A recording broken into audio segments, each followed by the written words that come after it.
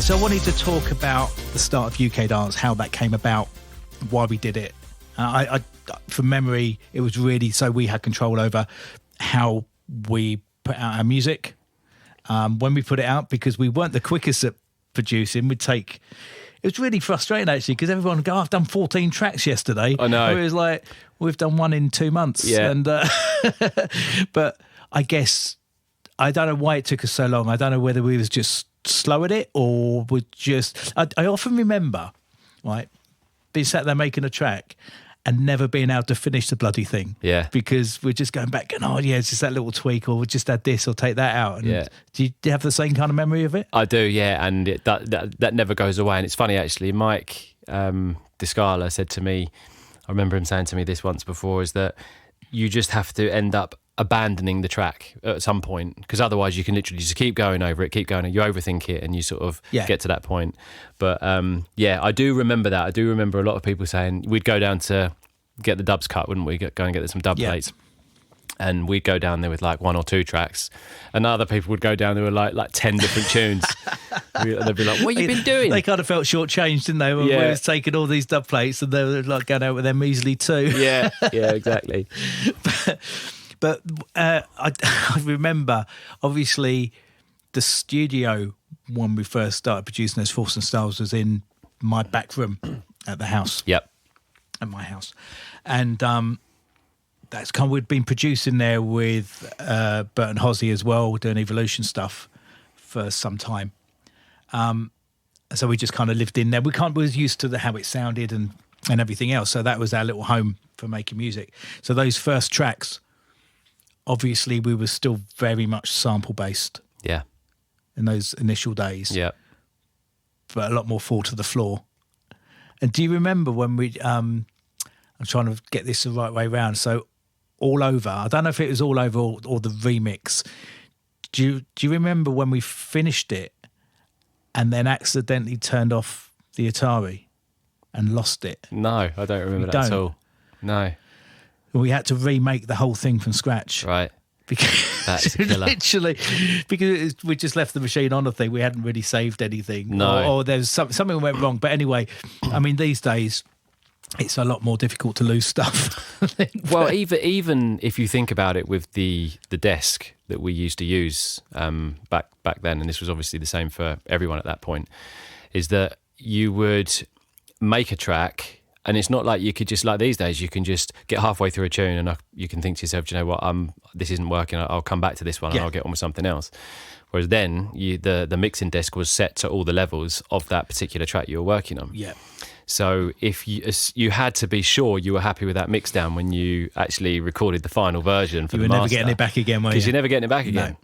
No. And actually, again, that's a few mistakes we made along the way, is that when we were making the tune, it sounded raw and the mix down was sounding good. I was going to say this, yeah. And then we got to a point where sometimes we'd take it off when it was sounding like that and it would sound fantastic. But we'd then wipe the mix, pull all the levels down and start again, start being all sort of, intricate with it all. And then you just lose all the rawness of the record. It's weird, isn't it? Because you've kind of been living with it, in our case, for 2 weeks.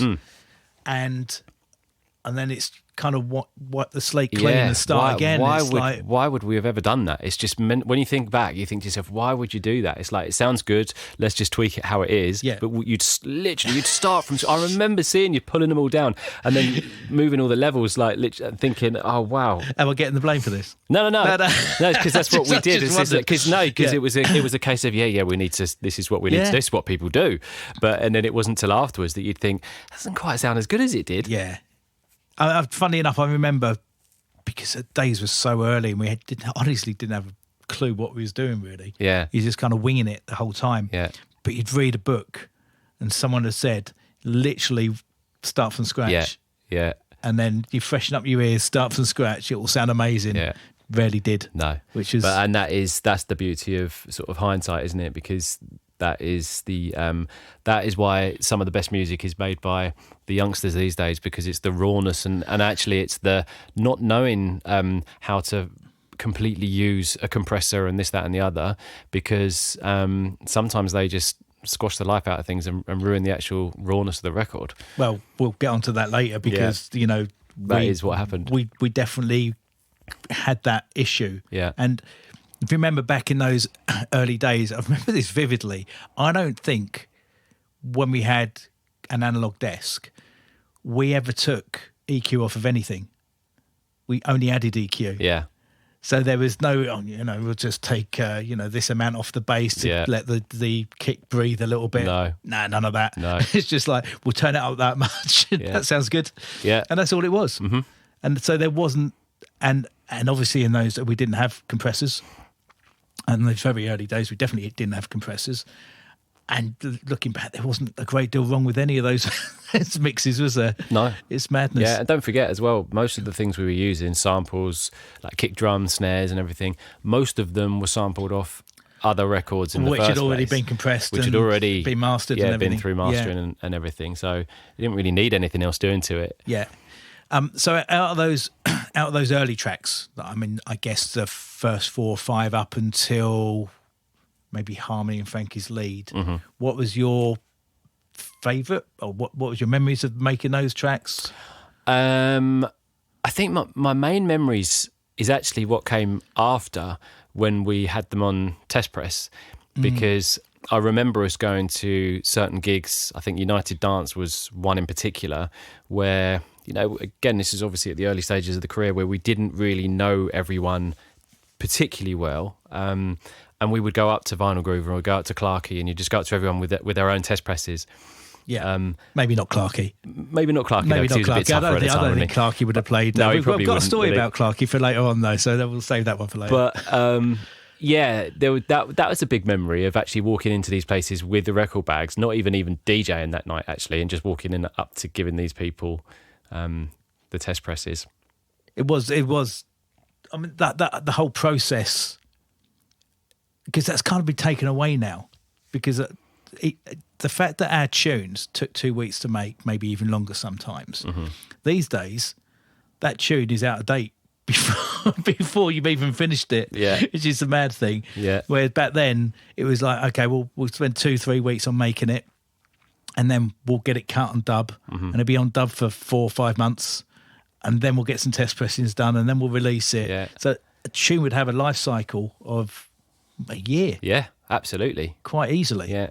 But again, it was all the different methods of building that tune over that time to make people excited for the release. Yeah. Whereas in today's market, it's a case of you finished it today, it's up on TikTok, it's up on all the social media, and everyone who follows you knows the record exists, and then everyone wants it.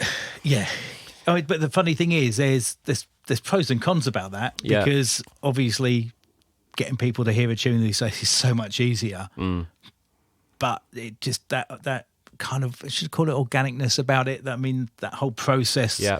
From back in those days, there's something beautiful about that. At the same time, I think you hit the nail on the head. It was an organic process. There was nothing contrived about it, was there? No. The only part was once you finished it, you gave a handful of DJs that promo or the dub plate, and in the hope that they might play it out to wherever they're playing, and get it building. And I suppose the other sort of vehicle for that was all the tape packs, because obviously there was a lot of tape packs around of all the gigs at the time, so that's where people heard records in certain sets, and you'd literally then go into your record shop, wouldn't you, and say, I've heard this track, and you'd hum it and sing it, and then they'd say, oh yeah, I know what you're talking about. And then, but in the same breath, it was also so much easier to get your tune to the 7-8 biggest DJs in the country. Yeah. Because you'd be sat in a room with them and go, have a listen to this. Yeah, do you want to take it? And it was a smaller scene, wasn't it? It was a smaller scene, but still the biggest scene at the time, I guess. Yeah, absolutely. But that just shows how much dance music has expanded across the world, because it's just unrecognisable now. Yeah. From what it was. Yeah. So I guess things really started to happen for us with Heart of Gold. Yeah, that was the real catalyst, wasn't it, for us? Yeah, and obviously Jenna was a massive part of that, and Jen was obviously on Wonderland and Shining Down first off. Yeah. I'm not quite sure what made Heart of Gold different, because it sounds, the production, maybe the kick. We started because I think there was a different kick in The heavier kick. slightly heavier kick, and the song was, even though it's not a traditional song in the sense of verse chorus, because it is really a chorus. Maybe it's a verse. Don't even know what it is, to be honest with you. Well, I think that's it. I think there was a different. It was a different formula. It was different to. We didn't know we had something that special, did we? No.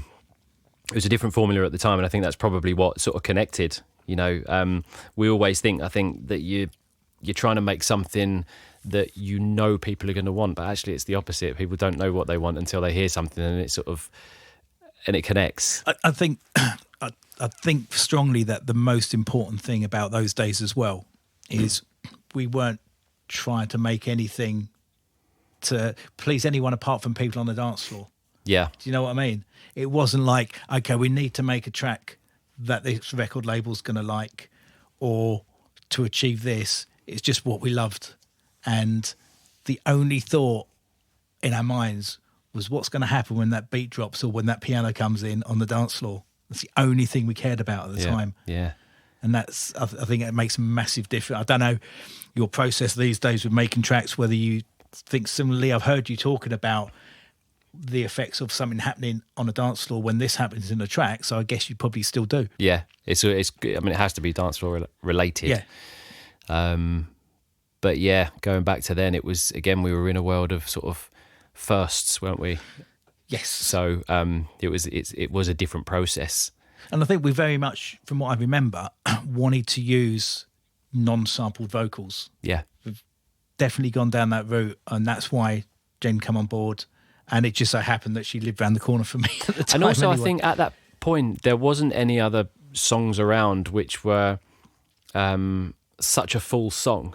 No. Like you say, isn't that particular track isn't necessarily like a verse bridge chorus or anything, but it's still quite a long vocal. Yes. In comparison to what was happening at the time. So around about that time, there was just lots of hooks, like a little hook. It was a hook, yeah. And that's really what was happening. Whereas that turned it into a bit more of a love song over a harder beat, which wasn't really a thing back then. No, it wasn't. But obviously, only a few years prior to that, when you kind of got, I suppose, late 80s, early 90s, with all the big piano house stuff at the time, that was very much full vocal. And I think because we both loved that era. Yeah. Of music, and it's kind of harping back to that a little bit and Yeah. trying to bring some of that back into it. What did Junior used to call it? Happy House. Yeah. He always used to call it Happy yeah. House. I think he even called hardcore Happy House at think he a time did, for a yeah. while, didn't he? But talking of which, I guess Pretty Green Eyes was close after Heart of Gold. Yeah. And that really kind of pulled down any barriers, really, didn't it? Because you'll remember this vividly, and we've spoken about this before, is when we made that track,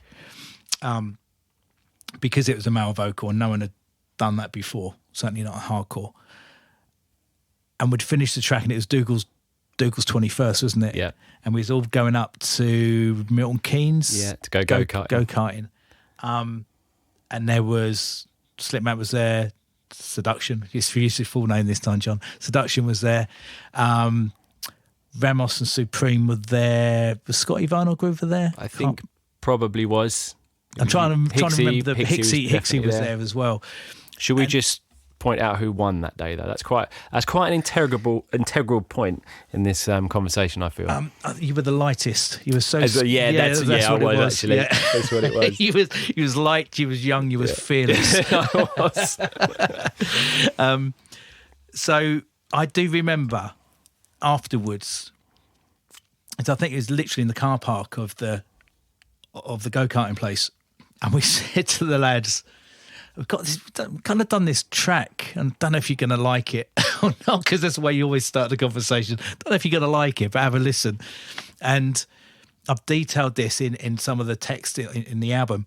That everyone was kind of huddled around the car. I think it was my Calibra at the time, because I think every DJ had a Calibra at the time.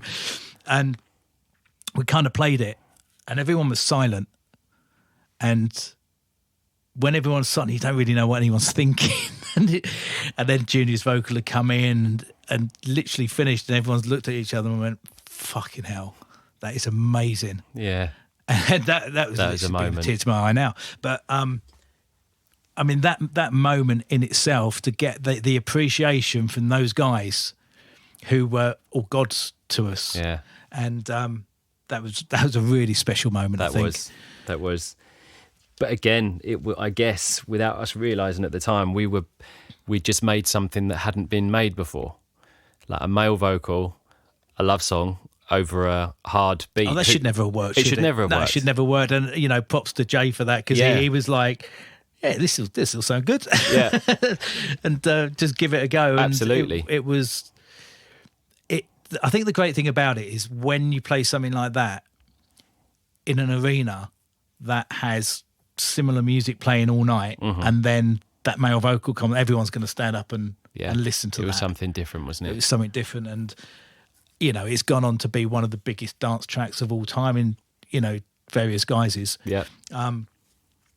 But Jay's voice on that was just, well, on everything he did, really, was just amazing. And then, obviously, with Pacific Sun, we'd started that prior to going to Australia and doing an Australia tour. And I think it was, did we originally call it Lullaby? Or, you know, it was, I don't know if it was called Lullaby at any point. I don't think it was at that point. No? No, I think it was just after. But I do recall just coming back and we having this track and just calling it Pacific Sun, just off the basis of being to Australia for 3 weeks and having the most amazing tour. And it was just kind of homage to the Australia tour, really.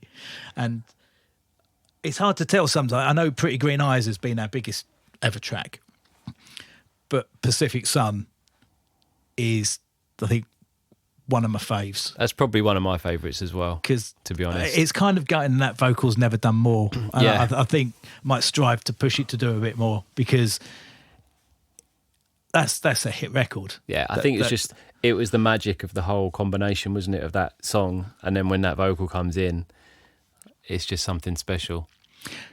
One of the things that I did want to mention was the fact that we'd have a lot of musical intros and not beat intros. Which again was different at that point, wasn't it? Which was different, but do you remember the reason that we did it? No, I don't actually. You don't? No. Oh, it's old brains here, mate. Go on. That's what it is. So I kind of come up with the theory that if people couldn't mix it, they'd either have to play it at the beginning or the end of the set. And the most memorable two tracks in the set is the one at the beginning or the one at the end. Yeah. So that was kind of the theory behind it, and it kind of worked. Yeah. But I just made... That was the perfect set starter as well, that, for us, wasn't it? Well, it still is. Yeah. You know, I even get, if I get booked these days, I even get requested, can you start with Pacific Sun? Yeah. Because it's just, well, it's a great record all round, really. And then you got, obviously, Field of Dreams and Follow Me were the other two big Gen tracks, which I just love Follow Me. There's something about Follow Me. The lyrics are a little bit naughty in places if you listen to them carefully, because it's just about raving and having a lovely time.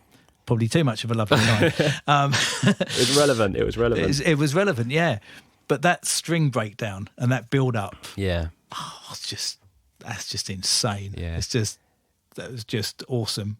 Just even the whole of that track. We could say that about all of them, because they got so much meaning. Yeah. And I think, we were just in that moment, weren't we, where we were sort of, for want of a better word, everything at that point was kind of, everything we touched turned to gold, didn't it? We didn't go into the studio saying, we need to make a tune that's bigger than the last one. We'd just go in and make something. Make a tune. And if Junior was there, it would come together. And if Jenna was there, it would come together. And we were just in that that patch of making those records. I think we just got really lucky because I think there was, like you say, there was a period of time, and even though if you look at the list, there's not that many of them, but it's because we just spent so much time trying to make it as good as we possibly could. Yeah. I don't think I'd change that for 1 minute. No, because absolutely. I'd rather have that list of tracks there, which have so many great memories and were so successful, than a list of 50 where you got a handful of that are really, really good. I don't know. It's that's the way I see it anyway. Yeah. But one of the funny stories is Paradise and Dreams, and so do you remember what happened with Paradise and Dreams? I know your memory's a bit dodgy. My memory is a bit sketchy about. You missed a clean living. I know. It's all the travel. I know. I think it was those early days. Yeah, my memory is sketchy of all of that. I think it's because I was younger and there was so much going on. I wasn't prepared for it. Yeah, possibly. I think that's honestly because I've thought about it over the years, and those times is, you know, bear in mind that the kids of today, I guess, when they're making music, they're making it thinking, I want to be that guy who's up there DJing, and that's where it's going to take me. Whereas that wasn't necessarily what I was thinking when I was sort of 17, 18, making those tunes in your back room. And then suddenly we were thrust out onto the road and getting planes and going here. I was completely out of my comfort zone. And yeah, you struggled for a little while. I did struggle, yeah, and I was homesick, and it wasn't something that I saw coming really, and I had to it took me a while to kind of get used to it and find my feet with that. And I think that's part of it with me, actually, with that side of it. Yeah, I remember vividly that you really struggled with like being away from home and stuff like that. But being so young, it's only natural that that's going to happen. But the one thing I wanted to mention about Paradise and Dreams and the way that came about is Junior was around mine. We were playing FIFA, and I think he kind of put a piano line together because he'd come round and go, "Oh, should we do some writing?" And you put a piano line down, and he'd sat in the studio, and we was playing FIFA in my lounge, and he'd come running in. He goes, "Boys, I've got this," and I'm like, "Oh, Jay, we're in the middle of a game, mate. Come on, let's get the important things done first." And then he shouted out, "The rain pours down, but the sun." I was like, "Oh, hold on, we might pause this game a minute." And off we went straight in, and that was finished. Finished writing it together. Yeah. And I mean, it's again in various different guises, because I think probably Paradise and Dreams had more mixes by us than any of our tracks, isn't it? Because there was that original one. Yeah. We then did the remix which went out on Diverse, and then we did the duet mix with Keelia. Yeah. So there's a few different versions of that. The duet one is just, we'll come on to Keelia a bit later, but there's different gravy that. So there's always kind of little stories and things like that about making tracks, particularly with Jay, because there was never a dull moment where Jay was about. Oh my God, it was comedy. Do you know what, actually, we should touch on that as well, because when he used to sing in the studio, he didn't make it easy for us, did he? No. No.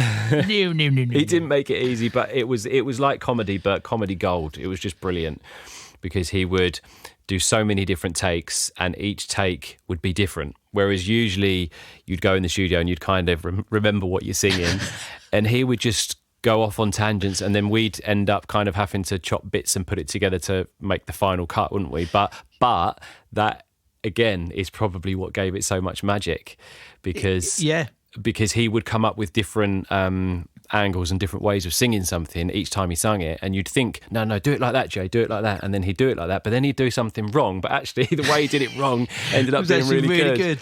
Well, funnily enough, because I was going through a load of old DATs and trying to find old vocals, and there's lots of Junior sessions on there, and it's just you could lose yourself in a couple of hours just listening to him, because it is just hilarious. And the best part was he'd try singing something like, "Sing me another idea. Watch the ride." Hold up, stop it, Stylesy, man. Stop having a go at me, man. And then you could just hear the banter back and forth with us. Yeah. It's just, it's beautiful. Yeah, it's so funny. But we used to give him so much crap, but he'd take it as such a laugh. Yeah. And I think we got away with a lot then because he was a big lad. He was a big lad. He didn't mess about, did he? He didn't mess about. But we just fists of steel. Fist of steel, yeah. We'd have such laughs with him in the studio, and eventually come up with Gold. And one of my favourites, just to finish on this section, really, is Cutting Deep. Yeah. Because Cutting Deep was, strangely enough, it's kind of one of our later good tracks. I would actually say it's probably our last, isn't it? Wasn't that the last one? I think it could possibly have been. Yeah. Because if you listen to the kick, we just got away from using that same kick that we'd used in everything. Yeah. But it was the only time we used a different kick and got it right. And it worked, yeah. And so it's kind of more of a 909, just a normal 909. Yeah, actually, funny enough, that kick wasn't a sample. That actually we sampled it, but it came off the Korg X5. Yes. And which is why it sounded more synthesized, I guess. And another thing that we'll come on to later on is with the switch from analog to digital, is I remember that one of the things we did, because we were still on an analog desk when we did Cutting Deep, is we just redlined the gain for that kick. Yeah. And which you just couldn't do the same on a digital desk. No. It just wasn't possible. I know you can now get plugins that will distort things and stuff like that, but that sound that you get just by redlining it, did the same in Field of Dreams with the big sound in the middle. If anyone heard that sound prior to redlining it on the desk, it was just a puny little beep, yeah, beep. And then you distort the hell out of it and come up with some gold. So, but yeah, it's just a little. I mean, have you got any bits and pieces you want to add to kind of the tracks and those initial UK dance days and any other memories that you can think of? Yeah, I mean, obviously there's just so many, but I would say that Pretty Green Eyes is probably my standout moment from when all the tunes came together. Because we were still, like I say, we were in your back room in your house, and it was organic. It was the first thing that we'd done with the male vocal, first real thing we'd done with Junior. And then, like you say, when we played it to the guys and we knew we had something, that was, I think that was a big turning point, I think, for me. But there was we did move studios kind of soon after that, didn't we? Yeah. Because we went up to the Essex Enterprise Centre. We got out of the house, wanted somewhere to go to record, and we'd got in this room that we'd rented out, because we was there for 3 years. That was the maximum that we could stay there, was 3 years, and I believe that was 97 to 2000, possibly, or 96 to 99. Yeah, that was it. And we thought it was a great idea to put carpet on all the walls. Yeah. To deaden the sound. Mental. And we kind of we went a bit too far there, didn't we? Yeah, literally all the and the ceiling, wasn't it? Literally seeded floor, walls, everything was covered in carpet. My dad had built this big kind of rack stand, which was amazing, but we couldn't really sit anywhere in front of the computer because it was just rack gear. We didn't really think about it too well, did we? But we still made some bangers up there. Because Follow Me was there, Pacific Sun was there, Cutting Deep was there. But that was a big transition, going from a back room with no soundproof. Actually, there was a little bit of acoustic foam, wasn't there? There was some curtains. We had some curtains up. Some curtains up. But that was a big change going to the other room. We really quite struggled because everything just sounded dull. Yeah, because there was so much a big difference, carpet. wasn't it? It was having to brighten up everything. Anyway, that was a complete nightmare. Do you remember?